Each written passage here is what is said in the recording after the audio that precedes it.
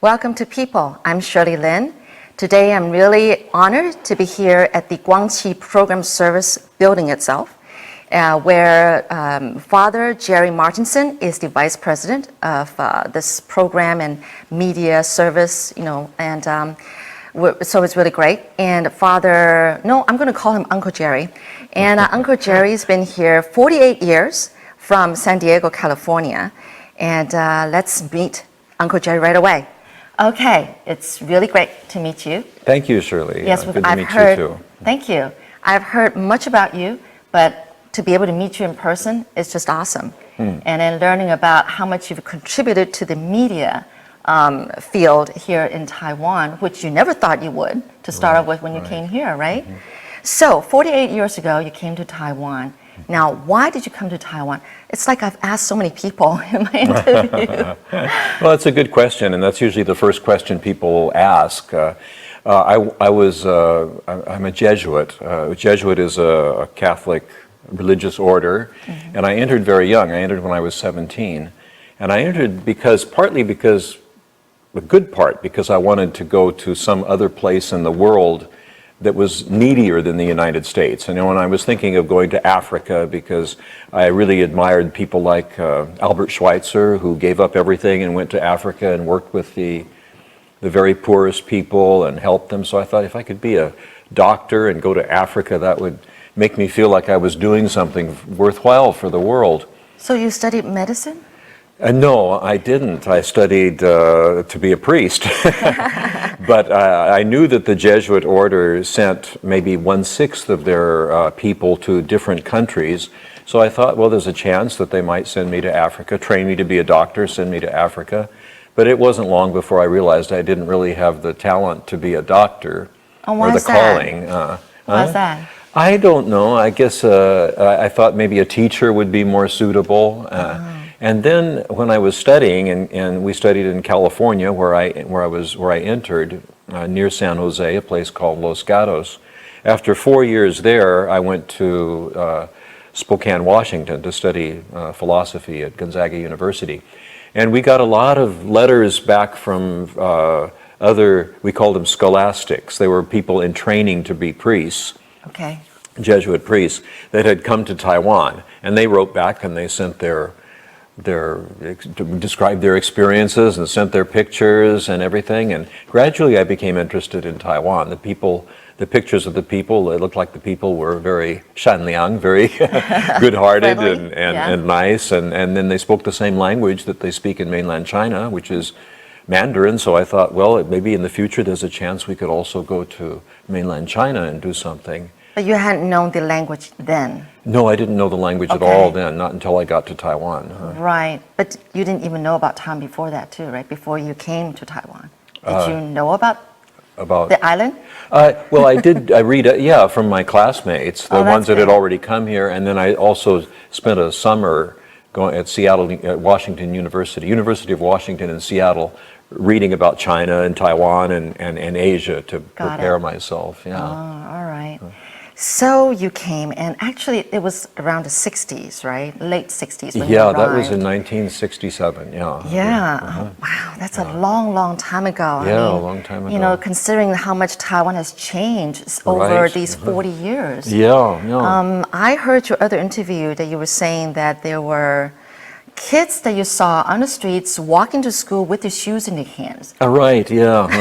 Yeah. Now, why were they doing that? Because they want to protect their shoes so they don't... Exactly. They didn't want to wear out their shoes, so they carried them. They went barefoot to school, and they wore their shoes at school, and then they took them off and carried them back home. So their shoes lasted longer, and they could pass them on to the next child. Oh, is that right? So they were working on dirt roads, not concrete roads back then. Yes? Both. No? Both. There were also ordinary... I've never heard of kids who would do that, but I guess that's an indication of... I think in areas that are poor, I think that's probably quite common. I would do the same. And their feet were quite tough. A lot of them came from the countryside, and they spent they were going barefoot since they were kids. What other scenes that we'll never see nowadays? I mean, back in the 60s when you first arrived, what things could you remember that we've never seen in Well, Taiwan? I don't know. I remember the one thing that gave me kind of an inferiority complex talking about children. Really? Was the kids here. When I came, I didn't speak any Mandarin at all. I started my first day of school learning my first word in Mandarin, except for my name. They did teach me how to say my name. But the kids on the street would sometimes wave to me, and they'd say, "Oh, hello, how are you? I love you." In English? In English, yeah. They knew those few words, and then they would speak Taiwanese and Mandarin and or maybe Hakka. And I thought, my goodness, I'm 24 years old. I don't know. I only know English. Yeah. I can only speak one language. And then these kids are speaking, at least different phrases in that's different true. languages. I thought, will I ever reach that stage? And now you have. Well, my Taiwanese is still not very good, but I can understand some and speak a little bit. And there was a time when I really fell in love with Taiwanese pop songs and folk songs. Really? So I maybe that was one of the things that kind of got me aimed at Guangqi program service or to the media world, because I loved playing the guitar and I loved singing Taiwanese songs. Those Taiwanese songs have kind of a nasal tone, and they were Really? kind of sad but not really depressed, and some of them were really interesting. One of my favorites was this one about the 修巴掌哎修巴掌喂修巴掌 selling these dumplings, Yes, the rice meat dumplings. And I just thought that was the greatest song, because it seemed to represent the Taiwanese spirit. Nothing could beat them down, and they won't be defeated by anything if they can't get a job, or even if they have a degree from school. They'll always find something to survive. And I think of that even now when I go out for a walk in the morning. I'll see the people in the park. There's one man, Mr. Ma. He's born the same year I was, in the Sun Yat-sen Park, and he cleans the grounds. Okay. And he speaks very good English. Really? Yeah, but apparently the only way he can survive now is to work as and I just admire that so much. I admire that spirit. He's got a big smile, and I say, Mr. Ma, every time I say hello to you and you smile, it just makes my day.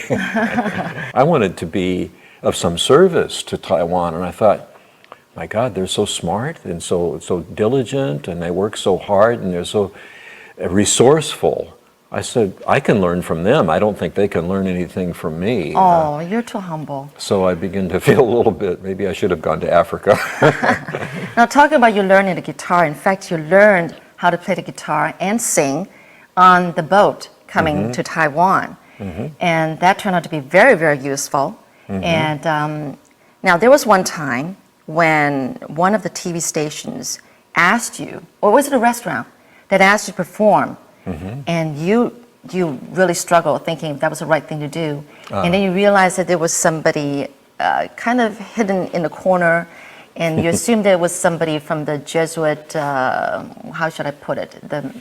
I was afraid it was another priest from our provincial's residence. Yeah, it was. And so you decided to sing something more gospel kind of songs for a change. Our Father who art in heaven, hallowed be thy name. Yeah, right. So then you got an approval to continue to go to that restaurant and keep singing, and that's how it became popular. Then all these people started asking you to come and sing it for them, or on their TV shows and everything. And that's where you sang 修巴掌, which is obviously most approved and loved by all the Chinese people. Obviously, because of that, people started falling in love with you because you're singing one of the classics, right? So this is all amazing. I mean, yeah. Well, I'm really not a very good singer, and I'm not a very good guitar player, and I'm not being humble. Other people will tell you that if they're honest. But at that time, of course, the level was different from what it is today. Now people, they go to karaoke, and everybody knows how to sing.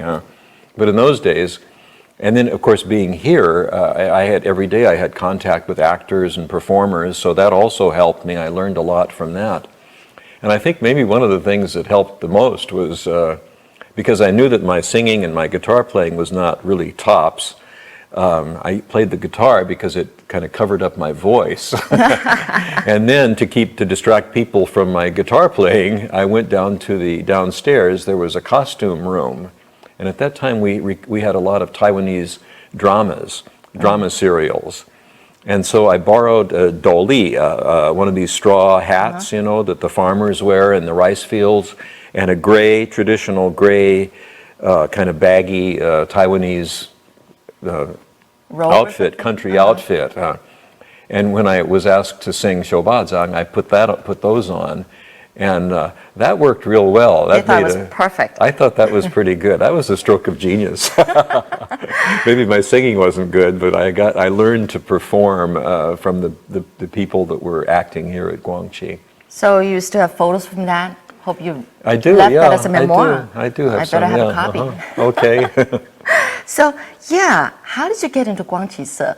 Obviously, it was then when you started getting popular as a kind of one of the rare foreigners in Taiwan and playing the guitar and singing that they thought you'd be perfect for Guangqi, this program service which has such a long history.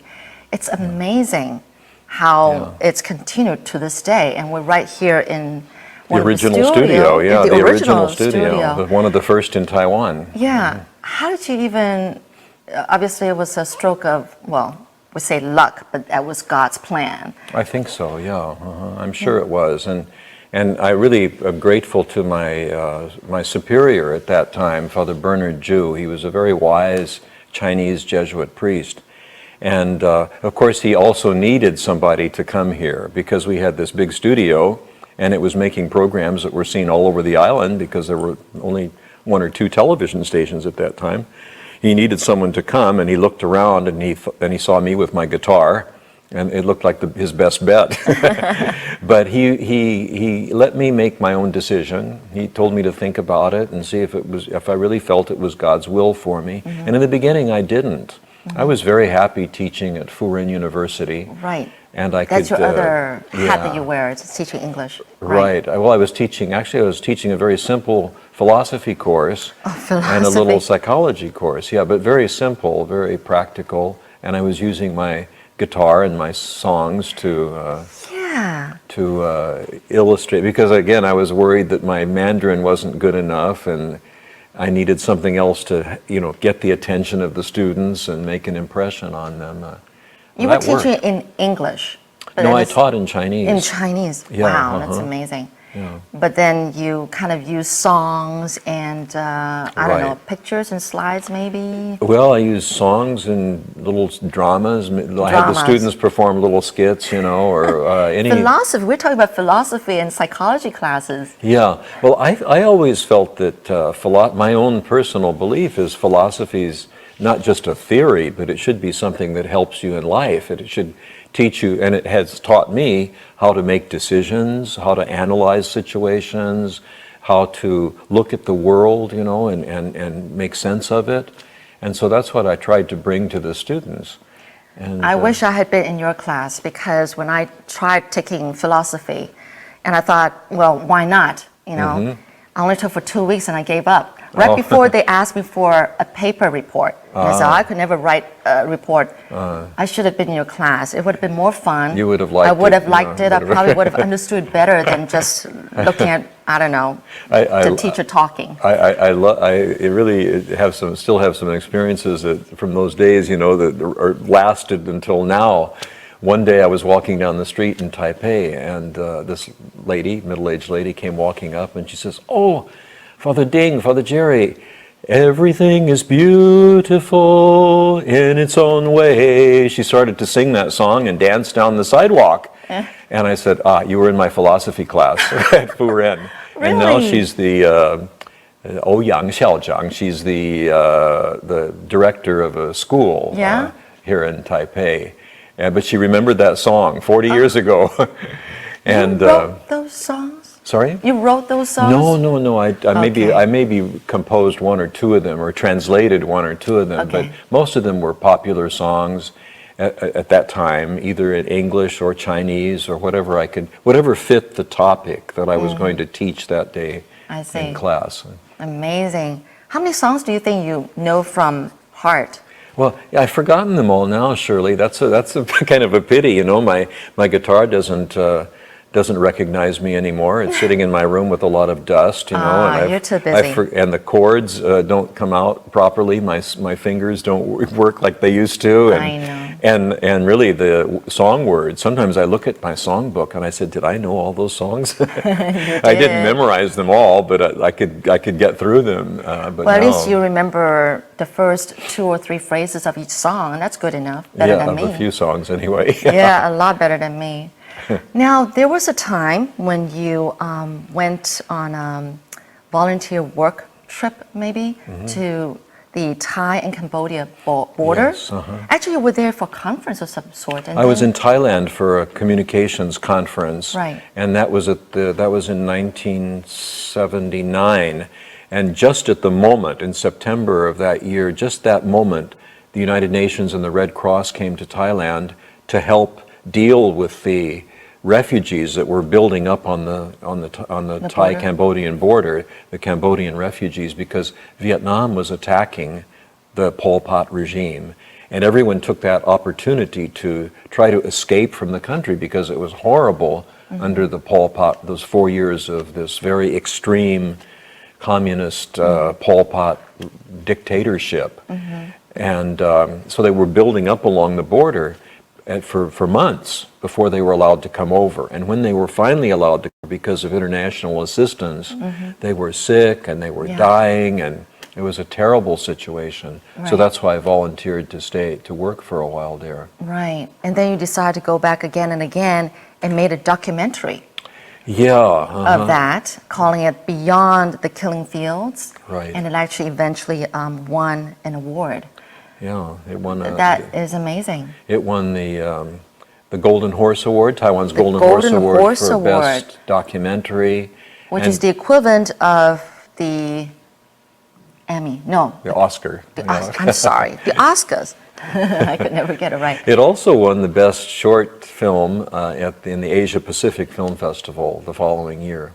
Wow. So you never thought that it was going to win awards? No, and that wasn't our purpose. Our purpose, actually, we never did our original purpose was we hoped the documentary would convince countries to accept these refugees because there were hundreds of thousands of them. Right. And living in a refugee camp is no life for a child or a family or anybody. But we thought, well, if we could show this film, people would be moved to accept refugees here in Taiwan or in the United States or Australia. Well, we really never succeeded in getting many of them to Taiwan because Taiwan is already kind of overcrowded. But not even one. And there was also that problem of martial law in those days, so the government was very sensitive. But I must say, Taiwan helped more than any other country financially. After our program was broadcast on over a period of 5 weeks on Huashi, China television service, this program called was Huashi Xinwen Zazhi, news magazine.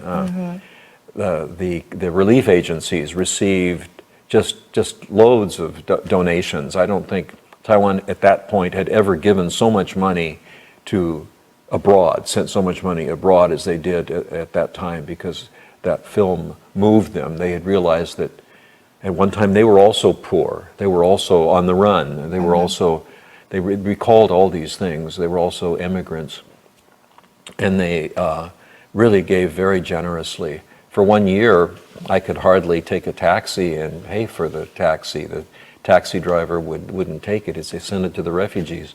Or if I'd go swimming, the little kids would come up, and their swimming money they would give me, and they send it to the Cambodian children. Wow, that is great. At that time, there were only 3 television channels, so in the evening, broadcast on that popular program, everyone saw it. So I didn't expect that, but it was a remarkable experience, and of seeing how the media can affect people's behavior and actually help other people. That was my first experience of that. I was quite young in this business, and but when I saw that, it made me feel I've really chosen the right job, and I hope that we can, keep doing things like this. That is great. Your purpose was achieved. Yeah. From that. So it's been how many years with 光启社? I think almost 40 years now. Almost 40 years. That's a long time. You're still here, giving a lot and contributing a lot. What are you busy with lately? I know actually you also started, can I say you started Kids Castle? No. Just like Guangqi said, you're the vice president. You're not the founder. Well, no, I'm not the founder. No, it was. I've always thought I never founded or started anything, but I jump on the horse when it comes by, And actually, the company that I've worked with for 25 years now, probably, is an English a franchise, English schools teaching children, and it's called Giraffe English. Right.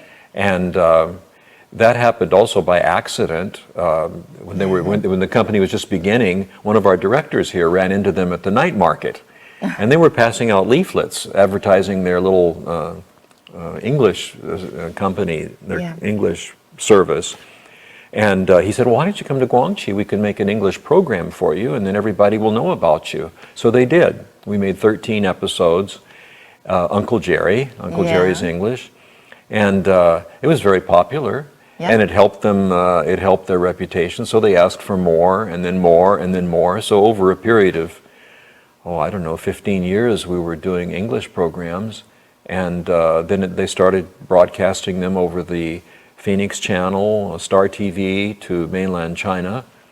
And then I think the big thing, because I never really liked teaching English, to be honest. This is my secret. But I would prefer teaching philosophy or something like that, or even religion. But then I discovered, maybe late in the game, that by teaching English, you can also communicate values. Okay. And now Giraffe English, the whole company, which has over 500 schools now in Taiwan and is starting up over 20 cities in mainland China, their focus is all on character development of children. And so they teach English, but all of the examples and the stories and the focus and everything is character development. It's turning children into encouraging them to be good people, to respect people, to love people, to take care of nature. They have 51 or 55 kind of 生活规则, rules of life. Yeah, rules of life. That the kids have to memorize and hopefully will practice. So I said, I think that's great. In the Bible, there's only 10 commandments, and Giraffe English has 55. And so I think that's both of us, both the company and myself, have learned the value of focusing English education on values. So is that still going with Kids Castle? The TV program, the English teaching part? Actually, Kids Castle is another company. But it's also a very good company, but it doesn't really have anything to do with Giraffe. I'm sorry. I keep getting confused. I am so sorry. That's all right. I meant Giraffe. That's all right. I'm not the boss of Giraffe, so I'm not I'm not sensitive. I said that. And Kids Castle is a good friend of ours, so. Okay. But I became kind of the spokesperson for Giraffe, and we don't do television programs anymore. Although we may start up again someday. Oh, really? But we do every year, couple years, we do TV commercial, and again, we just finished one. As a matter of fact, hasn't been broadcast yet, but it also has the mottos like English is a beginning, character is forever. Or the new one is knowledge is power, but character is more. And the whole focus is again on the healthy growth of children, their psychological, spiritual growth as young people. Wow. just to think that these kids, they grew up with you in all these years. From you were younger and now you've just grown a little bit of gray hair, but all these kids have grown up with you. Yeah, that's really, for me, it gives me a wonderful feeling. People sometimes come up and they say, oh, I watched your program, I grew up watching your program, or I watched your program when I was this high. And they say, oh, I'm sorry. But for me, that's the greatest compliment that they could give. Well, people say that you haven't grown old at all. You've just been the same. From the first time they know you till now. I wish I felt the same. Yeah, no, I'm sure. Yeah, it's important. Just the heart.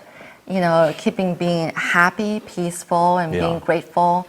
That keeps a person young. I think so. Yeah, I think that's essential to keep a positive attitude. And if you love people and you love what you're doing, I think that every day is, even though sometimes it gets harder and harder to get out of bed, Really? once you do, you find that it's another wonderful day of life, another beautiful day. So what are your days filled with these days, working at Guangqi? Well, one of the main things that we're working on now, we have this series. Again, it was something we never expected, but it happened. We found that we were able to produce programs on famous Jesuit missionaries in Chinese history for mainland China. And we became friends with the documentary section of Jiangsu Television in Nanjing. And the first one we did was the first... Oh, so you're cooperating with China? Yeah. Now, wow, this is really expanding. Yeah. To China, okay. Well, we've always wanted to have an impact on China, and we think that that's part of our mission, that Chinese people all over the world, wherever they are, in Malaysia or Papua New Guinea, or they can all be reached by our programs. But China, of course, was the most problematic, the most difficult. Oh, yeah. And we tried for a long time to produce a program on Matteo Ricci, who is a Lima Do. He's a famous, one of the first Jesuit missionaries in China. He cooperated with a man, a scholar, a Chinese scholar, Paul Xu Guangqi, to translate Euclid's Elements, and that brought geometry and Western logic into China, the first time it ever happened. Okay. And you can think, this was a tremendous breakthrough to bring this kind of thinking into China. And this happened because of the cooperation between a Jesuit missionary, a brilliant missionary, and his close friend, who also had become Catholic. And then also Ricci brought a map of the world. China never realized that the world extended beyond China. China itself. And then they started correcting the calendar, the Chinese calendar. So we thought this was a great story, but we made the story about Xu Guangqi, not about Matteo Ricci, because Matteo Ricci was a missionary, and that at that time that couldn't be broadcast in China. Right. Now there's no problem, no big problem, but at that time. So that's launched us on this series of TV documentaries for China. Then we followed it up by an astronomer, Adam Schell von Bell, who's the first contact between Germany and China. And now we're doing one on the famous artist Castiglione. And our Palace Museum here in Taipei and in China have many of Castiglione's works, which are a combination of Western art and Chinese art, and another breakthrough. You're well acknowledged about a lot of different things, including art itself, and not to say your favorite philosophy and psychology even. So this is wonderful. Well, 40 years here, it's a long time. There's a lot that you can learn a lot in 40 years. That is true. Well, one last question for you, Sure. which I asked you beforehand to think about, is that if you were to leave Taiwan, even though you've been here 48 years, I'm sure there's a lot of sounds that you're going to miss about Taiwan. What's that one particular most memorable sound that you would miss if you were to leave? I thought about that today, and I thought there's so many beautiful sounds. There's the sounds of birds and animals, but I think the sound that I would miss the most is "Ni hao ma." For me, that's the most beautiful sound, in the world, no matter who says it. "Ni hao ma," if it's said in a genuine way, and I would really miss not hearing that every day. Which means, how are you? Right, how are you? It's just it's the common greeting of one Chinese to Another. To another, yeah. All right. Well, thank you so much, Uncle Jerry. It's been wonderful talking to you. Thank you, Shirley. And I feel like I've kind of aroused a lot of good memories for you within this 30 minutes. Yes, you have. About all these 48 years what you've seen about Taiwan and what Taiwan has given back to you, but Yes. you're still giving a lot to this country, Yes. and we thank you. Thank you. Thank you. All right. Shirley. Thank you so much for inviting us here and being able to do this in the studio. You're most welcome. All right. Thank you. Thank you for watching, people. I'm Shirley Lin.